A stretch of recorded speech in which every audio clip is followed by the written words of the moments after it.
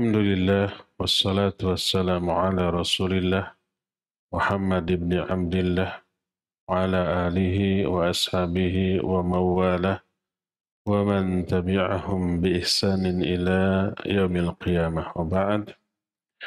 Hadirin jamaah Masjid Agung Al-Ukhwah Bandung yang Allah muliakan, para pendengar radio Tarbiyah Sunnah Bandung, pendengar radio Roja di beberapa kota, dan radio-radio lain, pemirsa Roja TV dan TV-TV lain, serta para netizen di mana saja Anda berada.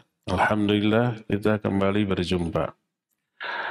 Kita sudah membahas makna iman dan perbedaannya dengan Islam. Sekarang kita masuki penjelasan tentang rukun iman yang 6. Kita mulai dengan rukun iman yang pertama, yaitu iman kepada Allah Subhanahu wa Ta'ala. Iman kepada Allah wajib mencakup 4 poin.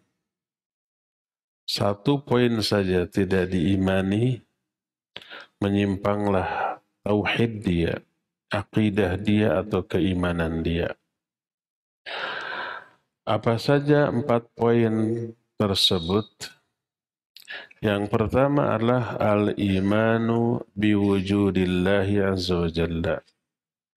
Iman kepada keberadaan Allah Subhanahu wa Ta'ala. Allah itu wajib diyakini ada, walaupun tidak terjangkau oleh panca indera, tidak terlihat di dunia, tidak terdengar, tidak teraba, tidak terdetek keberadaannya. Wajib diyakini ada. Kok bisa? Iya. Dan meyakini keberadaan Allah adalah sesuatu yang logis, realistis, rasional. Mengingkarinya adalah sesuatu yang tidak masuk akal, sesuatu yang tidak logis, sesuatu yang tidak rasional. Kalau mengingkari keberadaan Allah Azza wa Jalla. Adapun sebagai bukti bahwa Allah itu ada ditunjukkan oleh 4 jenis dalil. Pertama, dalil fitrah. Fitrah maknanya adalah seluruh manusia diciptakan di atas keyakinan iman kepada adanya Allah. Fitrah itu asal penciptaan. Seluruh makhluk, seluruh manusia dan jin diciptakan dengan membawa keyakinan tentang adanya Allah Subhanahu wa Ta'ala. Allah berfirman, "Fa'aqim wajhaka lid-dini hanifa fitratallahi allati fataran nasa 'alaiha." Kata Allah, hadapkan wajahmu kepada agama yang lurus ini. Agama ini secara lurus. Agama inilah fitrah Allah, yang seluruh manusia telah diciptakan dengan membawa fitrah ini. Membawa fitrah berupa keyakinan tentang adanya Allah. Rasul sallallahu alaihi wasallam bersabda dalam hadis sahih riwayat Imam Bukhari dan Imam Muslim, "Ma min mauludin illa yuladu 'alal fitrah." Tidak ada satupun bayi yang lahir kecuali lahirnya itu di atas fitrah. Kata Abu Hurairah, periwayat hadis ini, "Atadruna mal fitrah?" Tahu nggak kalian apakah fitrah ini? Fitrah ini adalah Islam, yang seluruh manusia diciptakan di atas fitrah ini, di atas Islam ini. Lalu beliau membacakan surah Ar-Rum ayat 30 tadi. Faqim wajhaka lid-dini hanifa fitratallahi allati fataran nasa 'alaiha. Hadapkan wajahmu kepada agama yang agama ini secara lurus, itulah fitrah Allah. Agama inilah fitrah Allah yang seluruh manusia diciptakan di atas fitrah ini.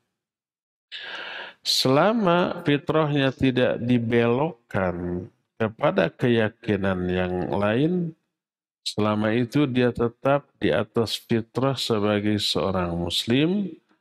Fa'abawahu yuhawidanihi au yunassiranihi au yumajjisanihi. Kedua orang tuanya lah yang meyahudikan si anak itu, menasranikan atau memajusikan. Kalau tidak dibelokkan kepada agama lain, dia tetap muslim. Walaupun orang tuanya kafir. Orang tuanya kafir, anaknya yang lahir Islam. Karena lahir di atas fitrah. Makanya setiap manusia yang lahir itu dengan membawa keyakinan tentang adanya Allah Subhanahu wa Ta'ala. Ini dalil yang pertama disebut dalil fitrah. Dalil kedua, dalil akal. Bagaimana akal bisa meyakini bahwa Allah itu ada? Pertama, makhluk ini, alam jagat raya yang ada ini termasuk kita, bisa ada karena salah satu di antara 3 alasan. Alasan pertama, makhluk ini menciptakan dirinya sendiri. Ini alasan pertama. Alasan ini mustahil dibenarkan oleh siapapun. Karena apa? Karena sesuatu tidak bisa menciptakan dirinya sendiri. Kenapa? Karena sebelum dia ada, dia tidak ada. Dan ketika tidak ada, mustahil dia sudah menjadi pencipta walaupun menciptakan dirinya sendiri. Jadi mustahil seseorang atau sesuatu itu menciptakan dirinya sendiri. Mustahil, nggak masuk akal. Demikian juga alam jagat raya ini. Termasuk manusia, jin, malaikat, binatang, semuanya mustahil mereka ada karena menciptakan dirinya sendiri. Ini alasan pertama tertolak. Alasan kedua, ini harus konsentrasi, fokus ya, memahami penjelasan ini. Alasan kedua, sesuatu itu ada karena jelek, tiba-tiba ada dengan sendirinya. Ini juga mustahil. Apalagi sesuatu yang ada tersebut, itu pertama keberadaannya sempurna, yang kedua hidup dengan kondisi hidup yang juga super sempurna. Pertumbuhannya, perkembangannya sempurna. Seperti alam jagat raya, bintang, bulan, benda-benda besar di angkasa luar, mereka beredar di atas orbitnya dengan kecepatan dan jarak yang sangat tepat. Tidak saling bertubrukan, tidak saling mendahului, dan semuanya saling mempengaruhi. Sedikit belot, sedikit lambat, keseimbangan alam terganggu, bisa bertubrukan, bisa kiamat, kan begitu. Dan ini berlangsung entah berapa puluh ribu tahun, ratus ribu tahun, atau jutaan tahun. Ini sempurna. Sesuatu yang ada secara tiba-tiba, ada dengan sendirinya, nggak mungkin seperti itu. Jadi sesuatu ada, itu bukan karena ada secara tiba-tiba, mustahil. Ini yang kedua, ini juga sesuatu yang mustahil. Alasan ketiga, sesuatu ada karena ada yang menciptakannya. Ini yang masuk akal. Umpamanya nih HP. Kalau saya mengatakan HP ini ada dengan sendirinya, tidak ada yang membuatnya, tidak ada yang memproduksinya. Masuk akal apa tidak? Sama sekali tidak masuk akal. Rasional enggak, logis enggak logis. Pasti ada yang membuatnya. Siapa? Ya orang melalui proses tertentu di pabriknya dan seterusnya dengan proses yang rumit. Baru HP yang kecil dan simpel dibanding alam jagat raya ini. Benda sekecil HP saja. Kalau ada yang mengatakan bahwa ini ada dengan sendirinya, pasti semua orang mengingkari. Nggak masuk akal.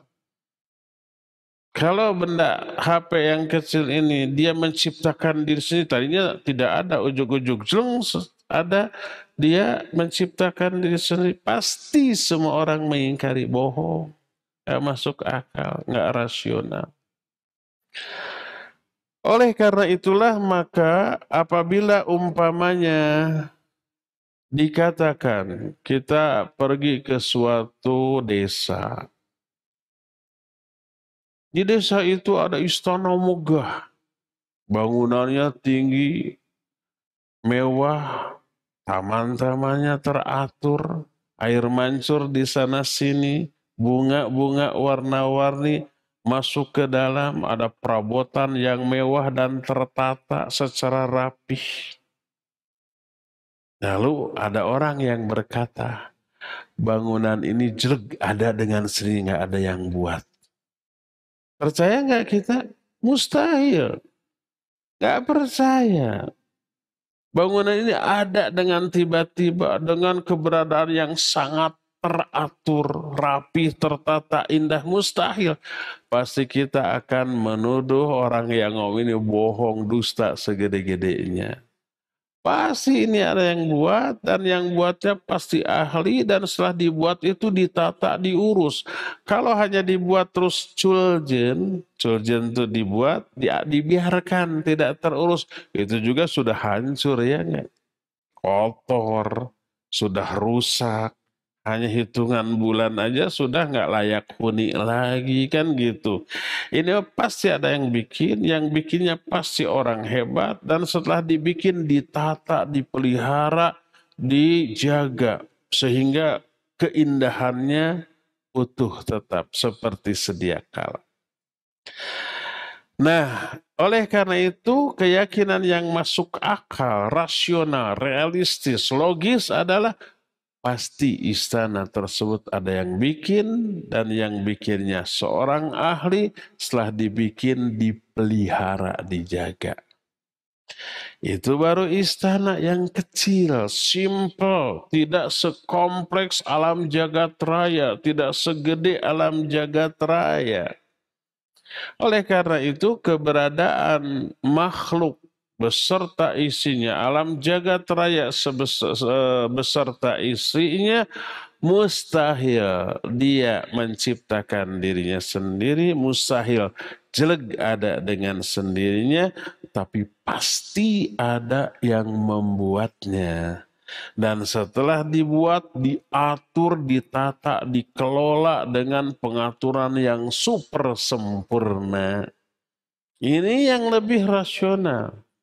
Ini yang lebih masuk akal. Jangankan makhluk alam jagat raya sehebat ini, segede ini, orang yang menyatakan HP ini ada dengan sendirinya tanpa ada yang membuatnya saja sudah tidak dipercaya, sudah dianggap tidak rasional, tidak realistis, apalagi alam jagat raya ini. Semua penjelasan akal tadi memberikan keyakinan, oh iya, alam jagat ini pasti ada yang bikin, yang bikinnya adalah sesuatu yang sangat hebat dan dahsyat, dan setelah dibikin ini diatur, dikelola secara sempurna sampai masanya tiba pemiliknya menghancurkan alam jagat raya ini. Oleh karena itu Allah Azza wa Jalla di dalam Al-Quran menyentil otak manusia dalam masalah ini. Allah menyatakan, am khuliqu min ghairi syai'in am humul khaliqun. Apakah mereka itu diciptakan Padahal tadinya tidak ada, atau mereka menciptakan diri mereka sendiri sehingga jadi ada. Disentil otak kita suruh mikir, kalian ini ada karena ada yang menciptakan atau menciptakan diri sendiri atau jelek ada dengan sendirinya. Akal kita yang mendengar ini berpikir, oh iya, ini yang membuat seorang yang tadinya musyrik mendengar ayat ini dibacakan menjadi masuk Islam. Namanya Jubair bin Mut'im radhiyallahu anhu. Suatu saat itu dia masih musyrik, mendengar Nabi SAW membacakan surah Tur. Mulai ayat 35 sampai ayat 37. Am khuliqu min ghairi syai'in am humul khaliqun. Am khalaqus samawati wal arda bal la yuqinun. Kata Allah, apakah mereka itu diciptakan padahal tadinya tidak ada, atau mereka menciptakan diri mereka sendiri? Atau merekakah yang menciptakan langit dan bumi? Maka mereka pasti tidak yakin. Kata Jubair bin Mut'im yang saat itu masih musyrik, begitu mendengar ayat ini dia berkata, kada qalbi ayyatir, wa dzalika awwalu ma qara'al iman fi qalbihi. Kata dia, hampir-hampir hatiku terbang melayang mendengar ayat ini. Dan inilah awal tertanamnya iman di dalam hatiku. Hadis ini sahih diriwayatkan oleh Imam Bukhari dalam kitab Sahih Bukhari yang menjelaskan bahwa akal tidak mungkin menerima kalau alam jagat raya ini tidak ada yang menciptakannya. Itu keyakinan yang tidak masuk akal. Jangankan alam jagat raya, benda-benda kecil yang ada di kita, pasti ada yang membuatnya. Gelas, ada yang membuatnya. Siapa? Orang. Kitab, ada yang membuatnya. Siapa? Orang. Semua benda ada yang membuatnya. Nah, lalu alam jagat raya ini siapa yang membuatnya? Nggak mungkin orang. Orang kecil alam jagat raya ini terlalu besar. Pasti yang menciptakannya sesuatu yang dahsyat dan hebat. Inilah alasan kedua, alasan akal, dalil akal yang menunjukkan bahwa Allah itu pasti ada menurut akal masing-masing kita. Ketiga, dalil syar'i. Apa yang dimaksud dalil syar'i? Dalil syar'i itu adalah agama atau kitab-kitab samawi.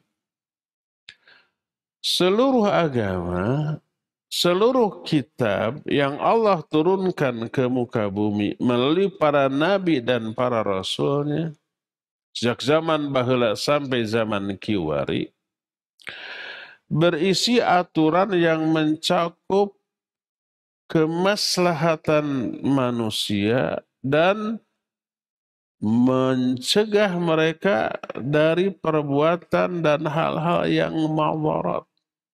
Siapa yang mempelajari Al-Quran dan As-Sunnah pasti akan menemukan seluruh isinya itu sangat cocok untuk jiwa dan raga manusia. Menunjukkan bahwa yang menurunkan kitab ini, Al-Quran ini, adalah yang pasti mengenal jiwa dan raga manusia secara sempurna. Klop isi Al-Quran dan As-Sunnah dengan apa yang kita miliki dari jiwa dan raga kita. Begitu klop. Padahal zaman baheula, di zaman Al-Quran ini turun, belum sesempurna sekarang teknologi. Belum ada mikroskop, belum ada ilmu anatomi tubuh, belum ada sains, teknologi. Tapi Quran dan hadis sudah menjelaskan banyak hal yang saat itu belum terjangkau oleh ilmu pengetahuan manusia. Baru sekarang banyak terungkap hasil research, hasil eksperimen, hasil penelitian para ahli walaupun orang kafir, ternyata kesimpulannya persis sama dengan apa yang diterangkan oleh Al-Quran, oleh hadis yang sahih. Dan inilah yang disebut dengan al-i'jazul ilmi. Al-i'jazul ilmi itu maknanya hasil research manusia, eksperimen, penelitian manusia yang isinya kesimpulan itu sesuai. Dengan apa? Dengan nas Al-Quran dan hadis yang sahih. Sampai ada orang kafir peneliti yang meneliti lalat. Nabi SAW kan menyatakan kalau lalat masuk ke minumanmu, celupkan. Buang lalatnya, minum airnya, karena di sayap satunya ada racun, sayap yang satunya lagi ada penawarnya. Saat itu belum ada mikroskop. Diteliti ternyata benar. Sampai orang ini menyatakan, pasti Muhammad punya mikroskop di zaman itu. Katanya kan begitu. Padahal nggak ada mikroskop saat itu. Tapi beliau tahu. Dari mana? Dari wahyu. Isi Al-Quran, isi As-Sunnah, itu klop dengan jiwa dan raga manusia. Seolah-olah yang menurunkan Quran, Sunnah, dan kitab sebelumnya sangat tahu betul terhadap jiwa dan raga manusia. Ya, ini menunjukkan pencipta manusia, pencipta alam jagat raya. Sebab Al-Quran tidak hanya berbicara anatomi tubuh manusia, berbicara juga tentang alam. Tentang bulan, tentang bintang, tentang matahari, tentang langit, tentang bumi, tentang lautan, tentang gunung, tentang pohon-pohon, tentang binatang-binatang. Berbicara Al-Quran, semua berbicara tentang semuanya itu dan klop dengan kenyataan. Dengan hasil research yang dilakukan oleh manusia. Ini menunjukkan pencipta alam jagat raya dengan yang menurunkan kitab-kitab samawi ini adalah sama. Yang menurunkan kitab samawi dan agama ini adalah Allah, yang menciptakan alam jagat raya ini juga adalah Allah Subhanahu wa Ta'ala. Ini dalil ketiga yang disebut dengan dalil syar'i. Dalil keempat disebut dengan sebutan dalil hissi. Apa hissi? Hissi itu katakanlah secara naluriah. Naluri kita meyakini keberadaan Allah setelah melihat beberapa kejadian yang spektakuler. Ada dua jenis dalil hissi. Dalil pertama, diijabahnya doa orang-orang yang berdoa kepada Allah. Menunjukkan Allah yang dimintai dengan doa tadi ada. Apa buktinya? Buktinya ketika diminta memberi. Ketika berdoa mengijabah doa hambanya. Dan ini diterangkan oleh banyak Al-Quran dan hadis yang sahih dan terbukti dalam kenyataan hidup banyak manusia. Allah berfirman dalam Al-Quran surah Al-Anbiya ayat 76, wa Nuhan idh nada min qabl fastajabna lah. Ceritakan oleh engkau tentang Nuh. Ketika Nuh ini berdoa kepada Allah sebelumnya, fastajabna lahu, kami mengijabah doa Nabi Nuh tersebut. Bahkan ketika Nabi SAW mau perang Badar, di atas kertas kaum muslimin bakal kalah. Pertama jumlahnya terbatas, cuma 313 orang. Musuhnya 1.000, 3 kali lipat. Kedua, persenjataan perbekalan ala kadarnya. Mereka mau lebih lengkap. Ketiga, pengalaman perang. Yang minim, mereka mau sudah sejak zaman sebelum Islam datang sering perang dengan suku lain. Di atas kertas, Kaum muslimin bakal kalah. Dan perang Badar adalah perang yang tidak direncanakan tadi. Nabi dan para sahabatnya kan tadinya mau mencegat rombongan pedagang yang dipimpin oleh Abu Sufyan yang saat itu masih kafir. Dari negeri Syam mau pulang ke Mekah dicegat. Ternyata mengirim utusan ke Mekah bahwa mereka akan dicegat, mereka mengirim pasukan. Jumlahnya 1.000 orang.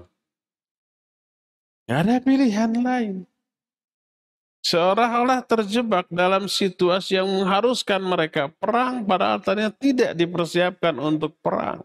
Yang mereka akan cegat hanyalah kafilah pedagang yang tidak membawa senjata dan tidak dipersiapkan untuk perang. Tapi ternyata datang pasukan 1.000 orang. Nabi SAW berdoa kepada Allah. Sampai berkata, in tahlik hadhil asabah lam tu'bad abadan. Ya Allah, bila kelompok kecil ini musnah dalam perang ini, engkau tidak akan pernah ada yang menyembah seorang pun selama-lamanya. Kalau Nabi dan para sahabat kalah di medan perang, Nabi umpamanya gugur, dakwah bisa mati. Maka berdoa kepada Allah. Ternyata diijabah.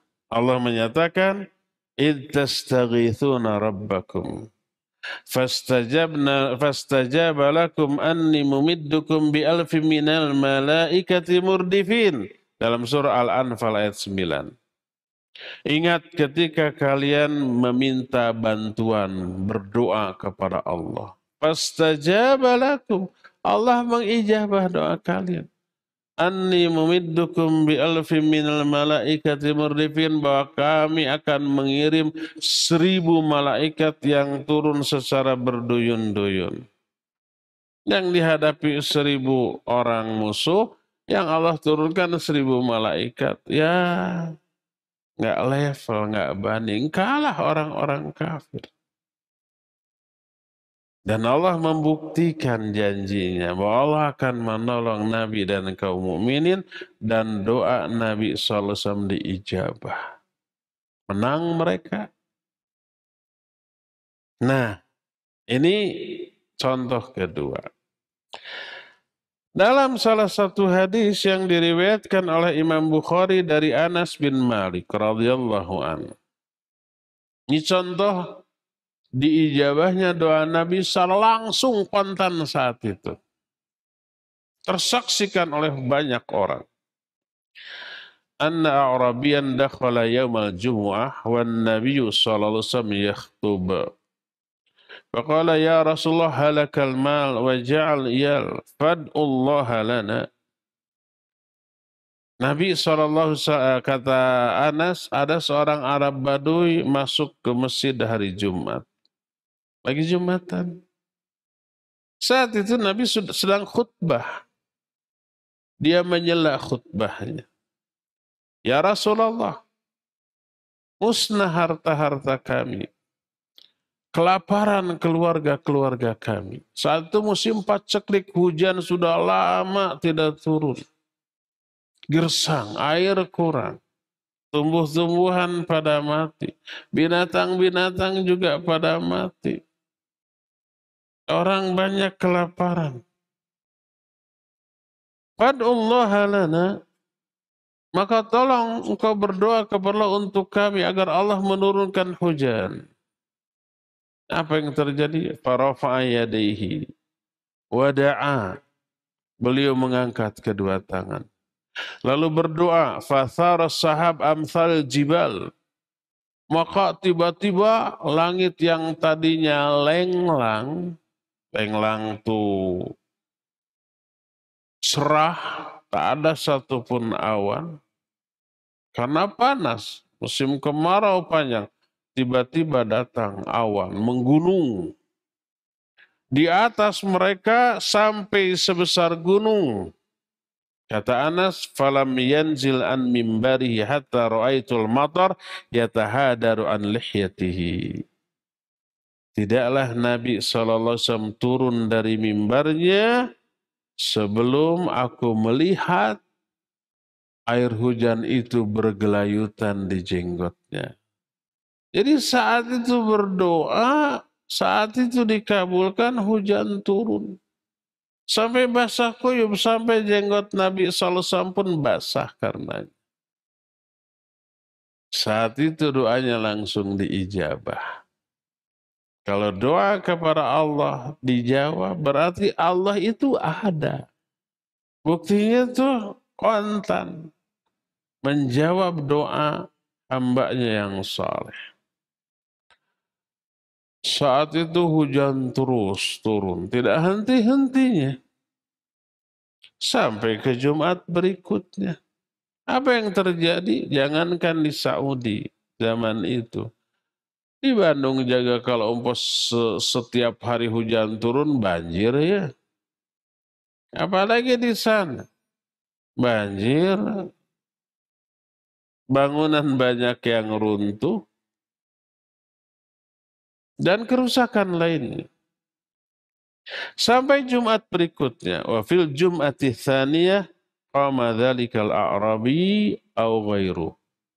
Di Jumat yang berikutnya. Nabi sedang khutbah, datang Arab Baduy yang kemarin atau yang lain. Anas bin Malik ini tidak pasti apakah yang kemarin atau bukan, karena tidak tenenget-nenget kata orang Sunda. Tenyidik-nyidik yang kemarin apa bukan. Pokoknya sama-sama Arab Baduy. Lalu orang ini berkata, Ya Rasulullah tahaddamal bina wa gharaqal mal fad'ullaha lana. Wahai Rasulullah, bangunan-bangunan rumah banyak yang runtuh tuh. Harta-harta kami tenggelam karena banjir. Tolong berdoalah engkau kepada Allah untuk kami agar Allah menghentikan hujan ini. Saat itu Nabi SAW mengangkat kedua tangan. Lalu berdoa, Allahumma hawalaina wala alaina. Ya Allah, turunkan hujan ini di sekitar kami, di sekeliling kota Mekah, jangan pas di atasnya. Pokoknya asal memenuhi lembah-lembah dan gunung-gunung di tengah-tengah namah jangan. Maka kata Anas bin Malik, tidaklah kami keluar dari masjid kecuali matahari sudah memancarkan sinarnya dengan terik. Kembali muncul. Padahal tadi sepekan gelap terus, hujan terus. Doa Nabi SAW saat itu dikabul. Nah, peristiwa dikabulkannya doa ini secara naluriah menanamkan keyakinan dalam hati orang-orang yang menyaksikannya bahwa Allah itu ada. Buktinya ketika diminta Allah menjawab. Walaupun Allahnya tidak terlihat, tidak terjangkau oleh indera kita, tetapi diyakini keberadaannya karena ketika diminta ternyata memberi. Ini dalil hissi yang pertama. Dalil hissi yang kedua, berupa adanya mukjizat para nabi dan para rasul. Yang tersaksikan oleh banyak orang, terdengar oleh banyak orang, yang menjadi bukti nyata kebenaran para nabi dan para rasul yang menjadi utusan Allah. Kalau para nabi, para rasul itu benar, berarti yang ngutus mereka itu yaitu Allah Subhanahu wa taala ini benar ada.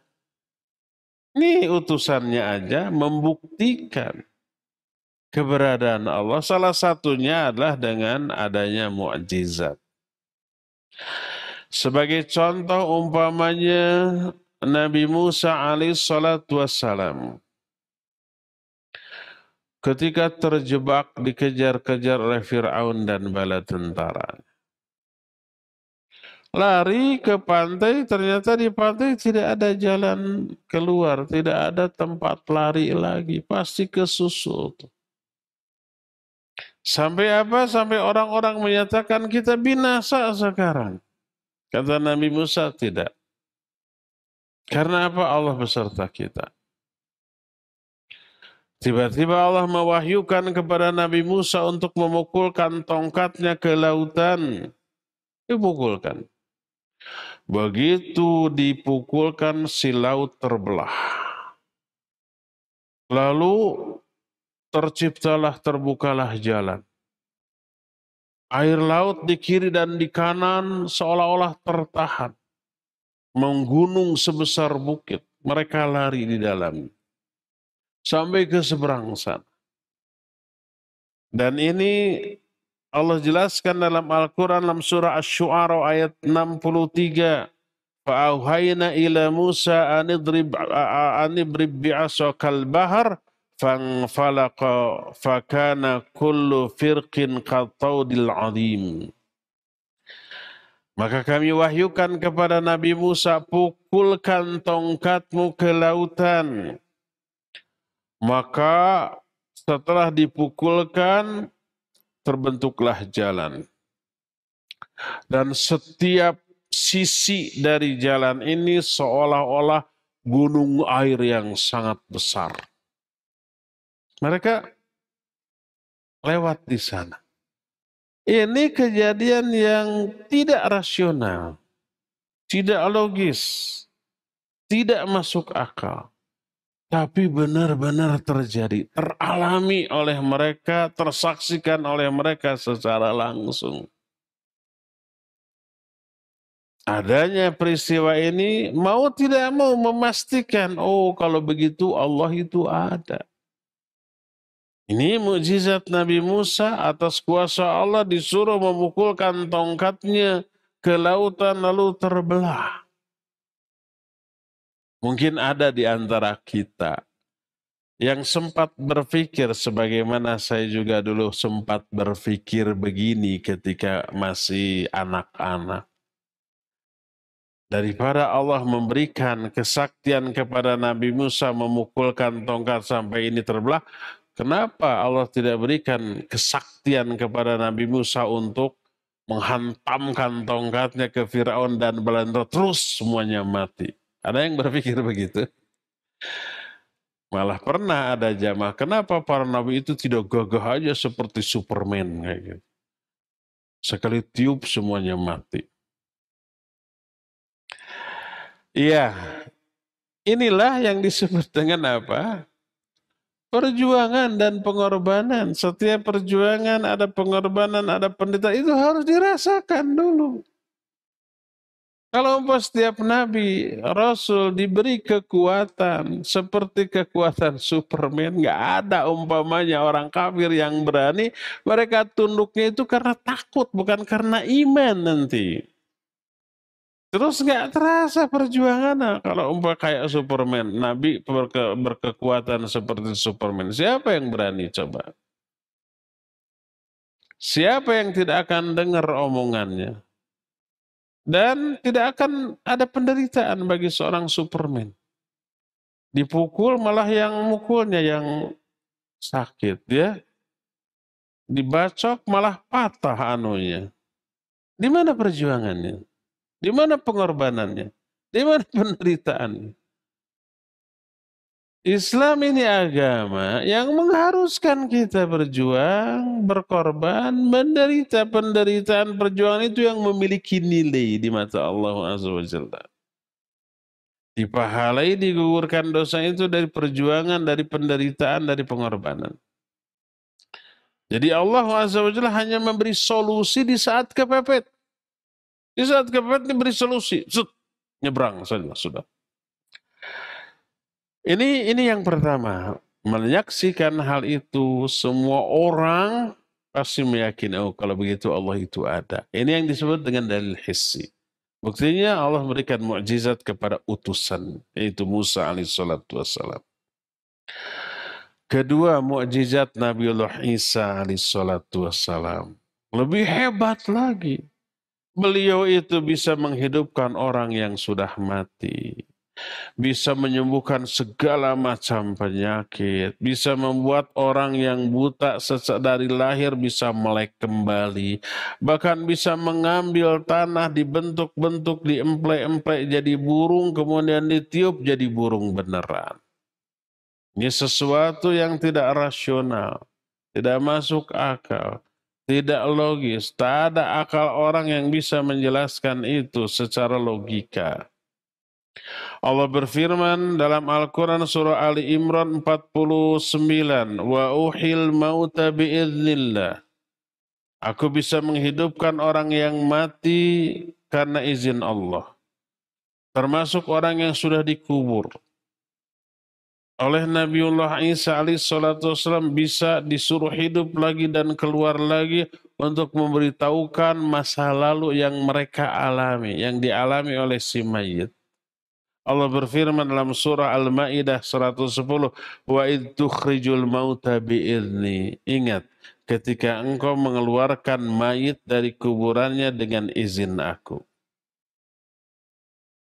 Oleh karena itu, orang-orang yang melihat kehebatan Nabi Isa dalam bentuk mukjizat pasti meyakini, oh ini utusan benar, utusan Allah. Kalau utusannya benar, berarti yang mengutusnya itu ada. Siapa? Allah Subhanahu wa Ta'ala. Termasuk Nabi SAW menunjukkan mukjizat yang tidak masuk akal dalam beragam jenis mukjizat. Ketika Nabi SAW mengumpulkan orang-orang kafir, setelah dikumpulkan diajak untuk mentauhidkan Allah. Hanya menyembah Allah, meninggalkan semua sembahan yang lain. Karena aku utusan Allah kepada kalian. Mereka minta bukti, apa buktinya bahwa kamu utusan Allah? Nabi balik menantang. Bukti apa yang kalian minta? Karena kalau Nabi menunjukkan bukti dari dirinya sendiri bisa diingkari. Bukti apa yang kalian minta? Akhirnya mereka berembuk memikirkan bukti yang kira-kira mustahil dibuktikan oleh Nabi SAW. Apakah bukti yang mereka minta? Tuh lihat ada bulan. Satu kebetulan bulan terlihat. Itu bulan bulat satu. Coba kau belah menjadi dua. Kan ini mustahil ya enggak? Jangankan saat itu, saat sekarang juga mustahil. Ada orang bisa membelah bulan. Tapi apa yang terjadi? Nabi SAW berisyarat dengan telunjuknya ke arah bulan. Lalu bertindak, bergerak seolah-olah membelah bulan dari kejauhan. Apa yang terjadi? Benar-benar bulan terbelah dua. Seluruh orang menyaksikan. Tapi apa yang terjadi setelah menyaksikan bukti yang mereka minta? Bukannya iman, kalah nuduh dengan tuduh, dasar tukang sihir yang hebat. Dan sama orang kafir begitu mah susah. Minta bukti, dikasih bukti, tetap aja ingkar. Allah nyatakan dalam Al-Quran dalam surah Al-Qamar ayat yang pertama, iqtarabatis sa'ah wan syaqqal qamar wa yarau ayatan yu'ridu wa yaqulu sihru mustamir. Telah dekat hari kiamat dan telah terbelahlah bulan. Dan ketika mereka melihat tanda kebesaran ini, mereka berpaling lalu berkata, ini sihir yang sangat hebat.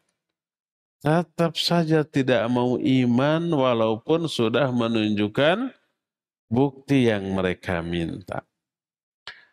Tapi bagi manusia yang hanif, manusia yang hatinya tulus, lurus, melihat kejadian itu,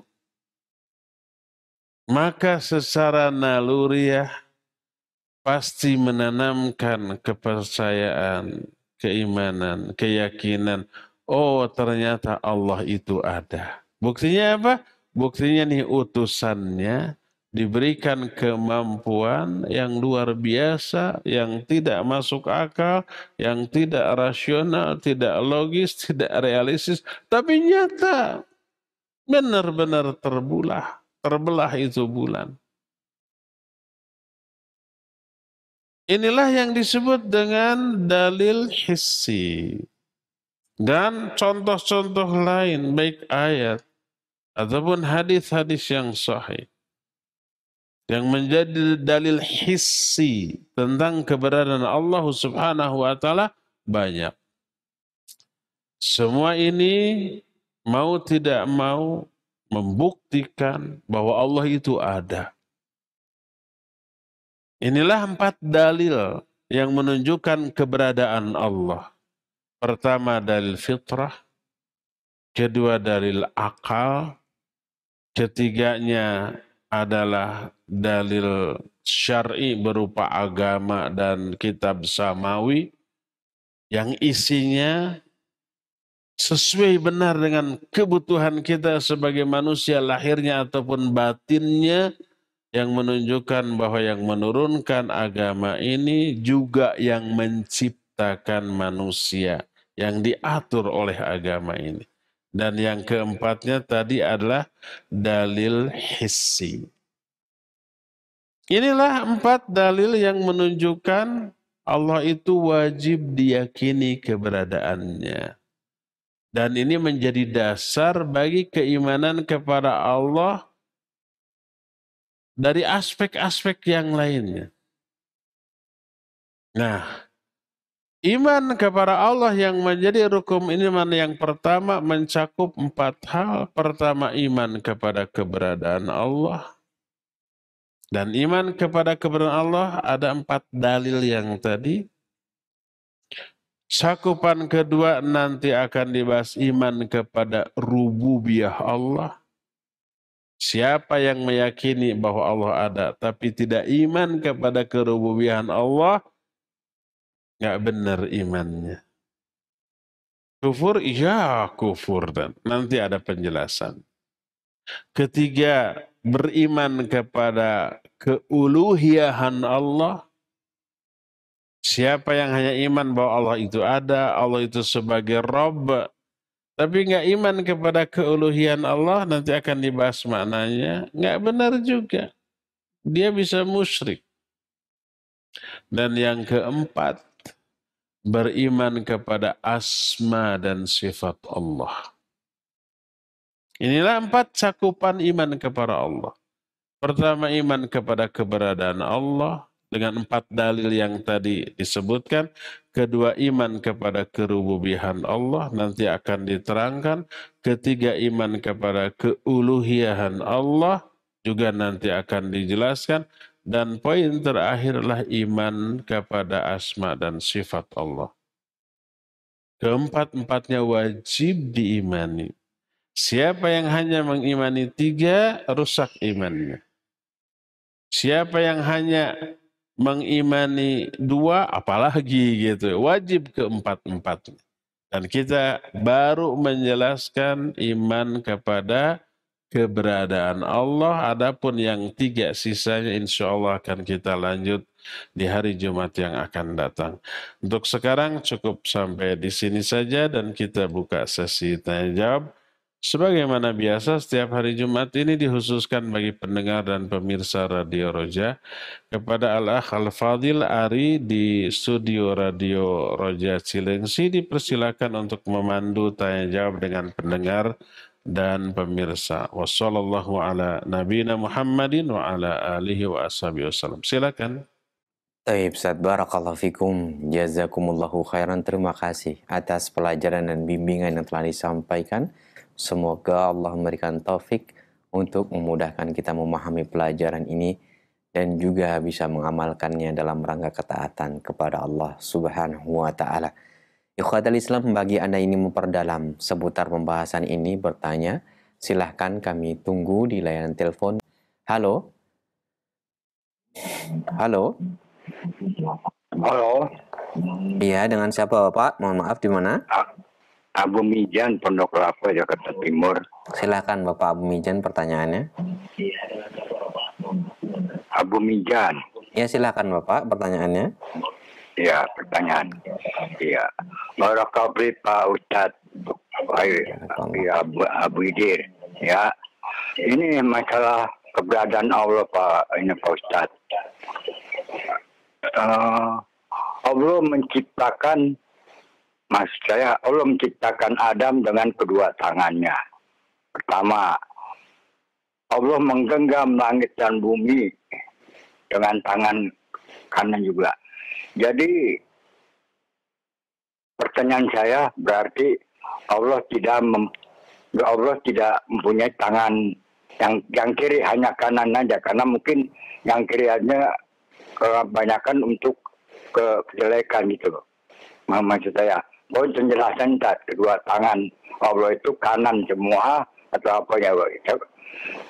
Yang penting laisa kain misli tak Pak Ustaz, itu maksud saya. Makasih Pak Ustaz. Assalamualaikum warahmatullahi wabarakatuh. Waalaikumsalam warahmatullahi wabarakatuh. Semoga pertanyaan bisa difahami Ustaz ya, silakan. Pak Abu Mizan di Pondok Kelapa. Barakallahu fiik.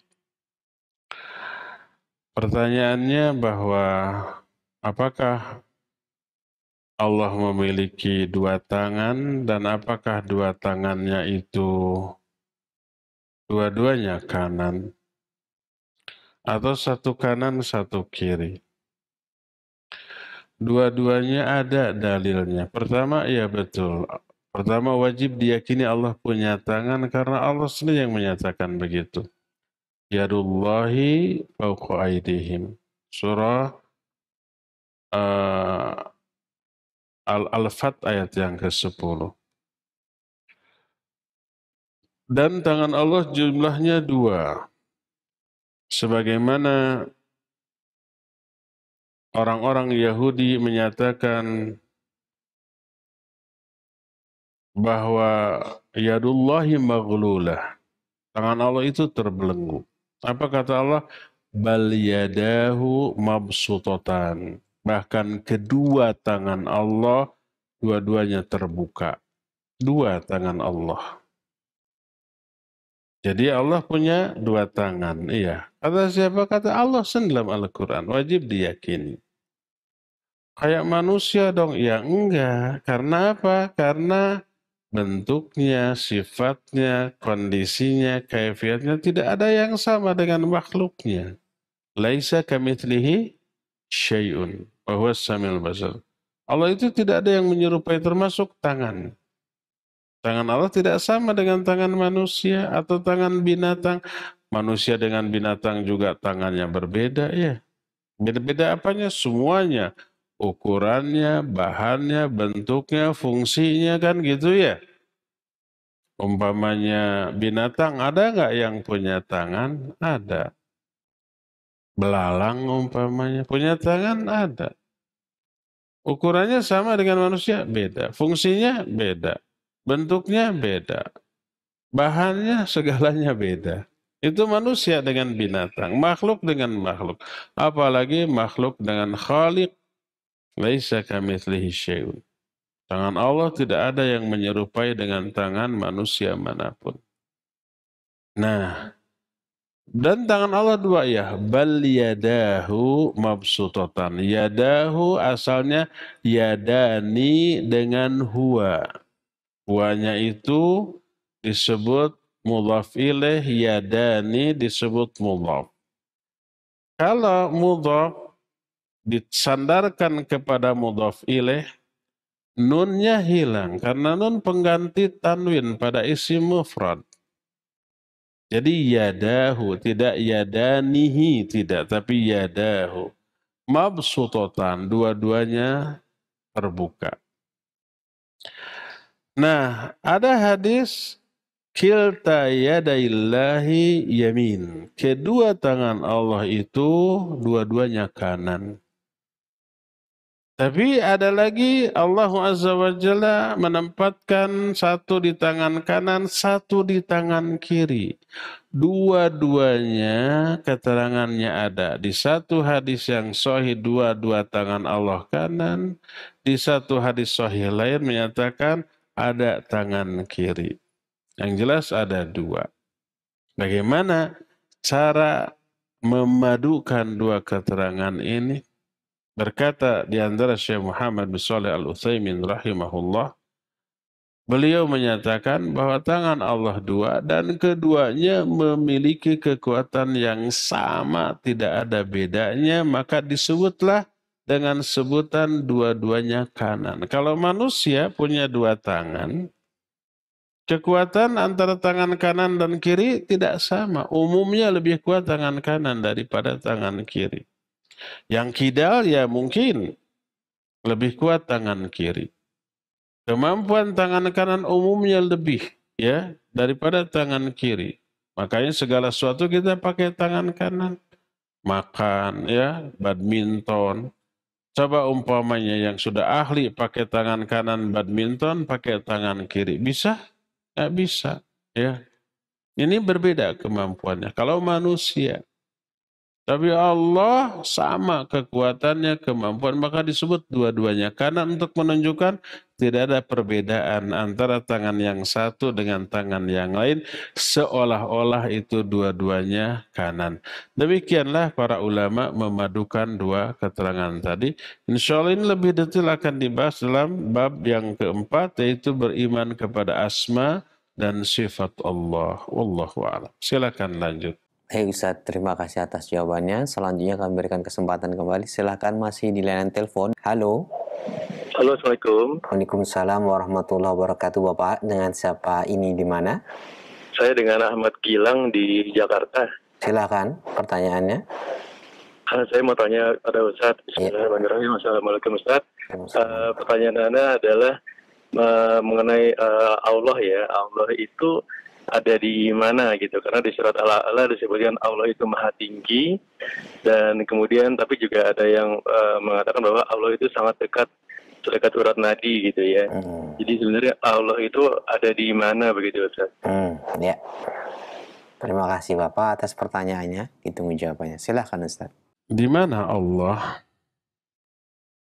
Al-Quran dan hadis yang sahih, yang banyak, dengan beragam ungkapan, sampai Imam Ibnu Qayyim rahimahullahu ta'ala menyatakan, dalil ayat Al-Quran lebih dari 1000 dalil yang menunjukkan Allah ada di atas.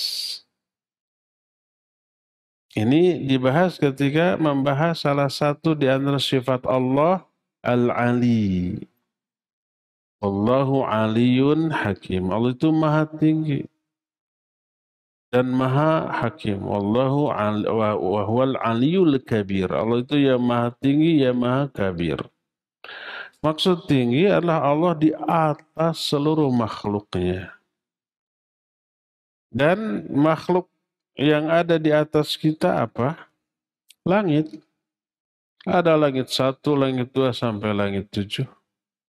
Di atas langit 7 ada kursi. Di atas kursi ada arsy. Di atas arsy tidak ada makhluk lain. Arsy itu makhluk Allah tertinggi dan terbesar. Tak ada yang lebih tinggi, tak ada yang lebih besar daripada arsy, dan Allah istiwa di atas arsy. Ba'inun min khalqih, terpisah dari makhluknya, tidak nempel, tidak butuh kepada arsy. Untuk menunjukkan Allah itu ada di atas seluruh makhluknya, makanya disebut dengan sebutan Al-Ali. Al-Ali, ketinggian Allah dalam 3 hal. Pertama, Ali dalam hal zat. Dan ini yang banyak diingkari. Zat Allah berada di atas seluruh makhluknya. Kedua, Al-Ali dalam hal keagungan, kemuliaan. Kemuliaan Allah begitu tinggi, tak ada yang menyamai. Dan yang ketiga, kekuasaan. Kemuliaan dan kekuasaan semua manusia pasti meyakini. Tapi secara zat banyak yang mengingkari. Padahal Allah dalam Al-Quran banyak dengan ribuan atau dengan banyak ungkapan. Pertama, mengungkapkan bahwa Allah di atas. Ar-Rahmanu 'alal arsy istawa. Ada 7 ayat yang menjelaskan itu dalam Al-Quran. Allah istiwa di atas arsy. Kedua, ayat yang menyatakan Allah ada di langit. Aamintum man fis sama. Apakah kalian merasa aman terhadap Allah yang ada di langit? Termasuk ketika seorang jariyah yang mau dibebaskan oleh tuannya dites oleh Nabi. Aina Allah? Di mana Allah? Dia menjawab Allahu fis sama. Allah ada di langit. Wa man ana? Siapa aku? Anta Rasulullah. Engkau Rasulullah. Kata Nabi SAW, A'tikha fa innaha mu'minah. Bebaskan dia, karena dia seorang mukminah. Keimanan dia hanya dengan mengetahui Allah di atas langit dan beliau adalah Rasulullah SAW. Nah, itu banyak ungkapan yang seperti itu. Yang ketiga, baik para malaikat, amalan, doa, semuanya terangkat ke langit. Ya'rujul malaikatu warruhu ilaihi. Para malaikat bersama malaikat Jibril naik ke atas kepada Allah. Kalau naik ke mana? Ya ke atas. Karena Allah memang ada di atas. Di mana di atasnya? Di atas langit, maknanya di atas arsy. Ketiga, ada yang turun dari Allah. Di antaranya kitab Al-Quran. Ya. Alif Lam Mim tanzilul kitabi min rabbil alamin. Ini Al-Quran diturunkan. Kalau diturunkan dari mana? Dari atas ke bawah. Alhamdulillahilladzi anzalal kitaba ala abdihi wa lam yaj'al lahu iwaja. Segala puji bagi Allah yang telah menurunkan kitab kepada hambanya. Turun itu dari atas ke bawah. Terus peristiwa Mi'rajnya Nabi SAW, di mana berjumpa dengan Allah di atas. Dari Palestina, dari Masjid Al-Aqsa naik ke atas. Ke langit pertama ketemu Nabi Anu, langit kedua Nabi yang lain, terus sampai di atas. Di atas langit ketujuh ada Sidratul Muntaha dan di sana Nabi melihat malaikat Jibril dalam bentuk yang asli. Walaqad ra'ahu nazlatan ukhra inda Sidratil Muntaha.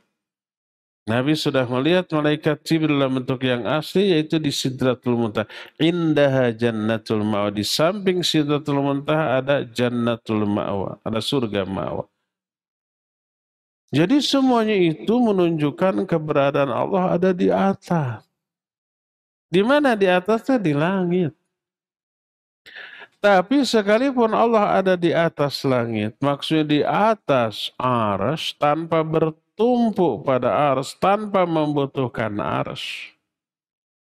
Tapi Allah tahu apa yang terjadi di seluruh daerah kekuasaan secara detil, yang gaib atau yang nyata.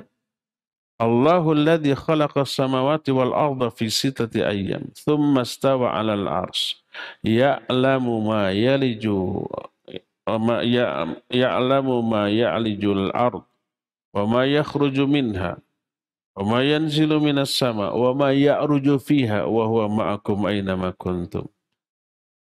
Allah yang telah menciptakan langit dan bumi pada 6 hari lalu dia istiwa di atas arsy. Walaupun Allah istiwa di atas arsy, Allah tahu apa yang masuk ke dalam bumi dan apa yang keluar dari bumi. Tahu apa yang turun dari langit dan apa yang naik ke langit. Nah, terus dalam hal pengaturan Allah, Allah melibatkan beberapa makhluknya di antaranya para malaikat dalam mengelola alam ini. Bukan berarti pembantu Allah, karena mereka juga diberi kemampuan untuk menjalankan perintah oleh Allah. Mengatur hujan, awan, tiupan angin, menumbuhkan tumbuh-tumbuhan. Maka dalam hal itu Allah menggunakan kata-kata nahnu, kami. Karena apa? Allah melibatkan makhluk. Afara'aitum ma tahruthun a antum tazra'unah am nahnu zari'un. Tidakkah kalian perhatikan tanam-tanaman pohon yang kalian tanam? Kaliankah yang menumbuhkannya ataukah kami? Pakai kata kami, karena Allah melibatkan malaikat dalam pengaturan menumbuhkan tumbuh-tumbuh. Afara'aitumul ma'al ladzi tashrabun antum anzaltumuhu minal muzni am nahnul munzilun. Tidakkah kalian perhatikan air yang kalian minum? Kaliankah yang menurunkan air itu dari awan, dari langit, atau kami? Kami, maksudnya Allah yang melibatkan, menyuruh para malaikat untuk memprosesnya.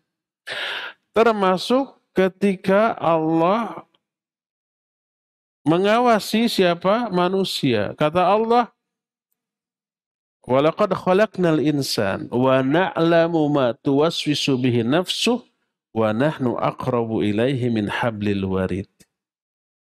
Kami yang telah menciptakan manusia dan kami tahu apa yang dibisikkan oleh hati-hati manusia karena kami lebih dekat kepada mereka dibanding urat leher mereka. Makna lebih dekat bukan secara zat, tapi apa?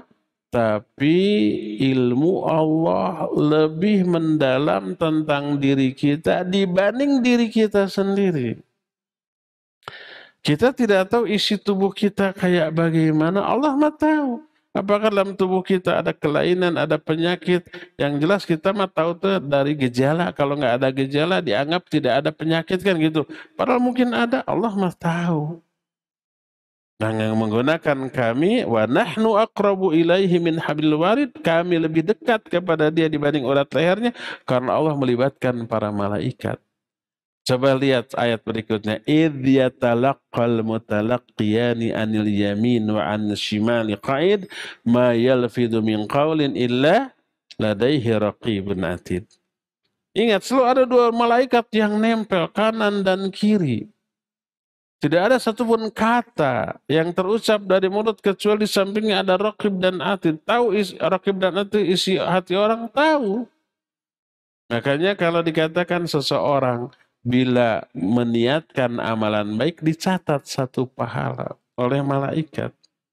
Berarti malaikat itu tahu isi hati orang itu walaupun hanya baru niat.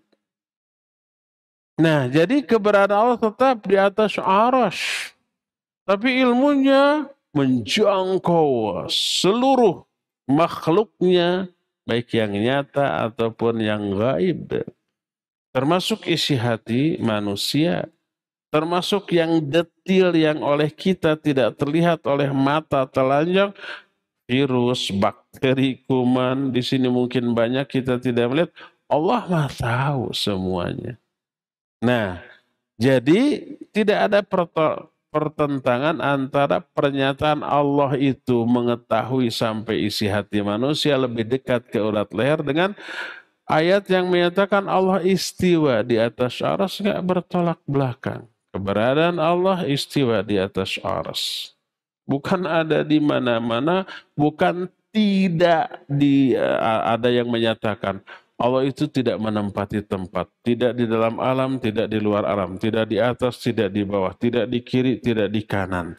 Itu mendefinisikan Allah dengan definisi tidak ada. Coba deskripsikan sesuatu benda disebut tidak ada kalau apa? Kalau benda itu tidak di dalam alam, tidak di luar alam. Tidak di atas, tidak di bawah, tidak di kiri, tidak di kanan, tidak di mana-mana. Itu adalah definisi tentang tidak ada. Masa Allah tidak ada?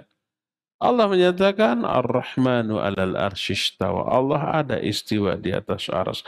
Amintum man fis sama? Apakah kalian merasa aman terhadap Allah yang ada di atas langit? Inilah jawaban dari Al-Quran dan penjelasan para ulama sampai ada satu kitab yang berjudul Ijtima'ul Juyus Al-Islamiyah. Berkumpulnya tentara-tentara Islam yang menyatakan Allah istiwa di atas arsy. Yang dimaksud tentara Islam adalah para ulama sejak zaman dahulu sampai zaman-zaman sekarang. Mereka ijma sepakat tentang keberadaan Allah di atas arsy. Karena itu Quran dan hadis yang sahih. Cukup ya, sampai di sini saja. Waktunya sudah habis. Insya Allah kita akan lanjut penjelasan di hari Jumat yang akan datang. Subhanakallahum bihamdik. Asyhadu an la ilaha illa anta. Astaghfiruka wa atubu ilaik. Walhamdulillah rabbil alamin. Wassalamualaikum warahmatullahi wabarakatuh.